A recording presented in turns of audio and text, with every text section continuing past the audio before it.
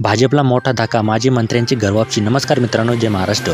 विधानसभेच्या निवडणुका तोंडावर आल्या आहेत आणि अशातच संपूर्ण पक्ष कामाला लागले आहेत. ती निवडणुकीची तयारी करताना आपल्याला दिसत आहेत. अशातच राष्ट्रवादीचे नेते शरद पवार अलर्ट मोडवर आहेत. लोकसभा निवडणुकीला महायुतीला शरद पवार यांच्या नेतृत्वाखाली महाविकास आघाडीने चांगलाच दणका दिला.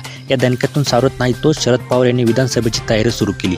राज्यात सत्ता बदल करायचाच अशा तयारीत शरद पवार असल्याचे त्यांच्या अनेकांनी धसका घेतला आहे. यातून शरद पवार यांचे राज्यभर दौरे सुरू असून त्यांच्या पक्षात इन्कमिंग वाढली आहेत. नगर जिल्ह्यातील अकोले तालुक्यातील दिग्गज नेते मधुकरराव पिचट हे शरद पवार यांचे कट्टर समर्थकांपैकी एक, परंतु 2014मध्ये देशात मोदी लाट आली, ती 2019मध्ये कायम राहिली. याचवेळी मधुकरराव पिचट आणि त्यांचे चिरंजीव माजी आमदार वैभव पिचट यांनी शरद पवार यांची साथ सोडली आणि भाजपमध्ये सहभागी झाले.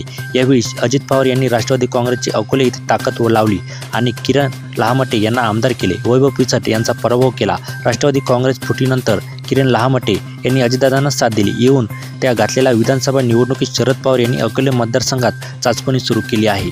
भाजपमध्ये गेलेले मधुकरराव पिचट हे शरद पवार यांच्या पुन्हा संपर्कात असल्याची कुजबूज होऊ लागली आहे. लोकसभा निवडणुकीत शरद पवार यांनी मोहिते पाटील कुटुंबाला पुन्हा आपलंसं केलं.